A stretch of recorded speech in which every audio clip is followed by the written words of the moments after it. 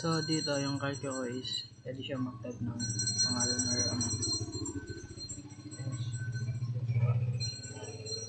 Then, magpo-plus ka 1 plus 1 equals 2. Then, next is 1 12 minus 13. So, magiging negative na siya.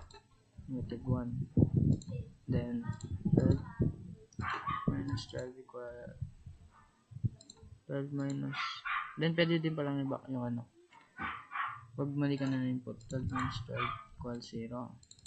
Then 5 times 3 equals 10. Then yun siya yung delete yan. Then 45 divide divide 2. Wait. 12 divide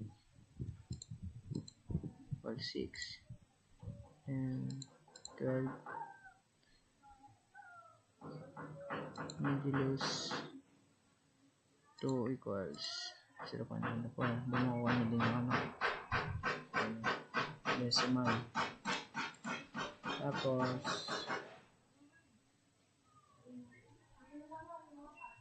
ayun lang.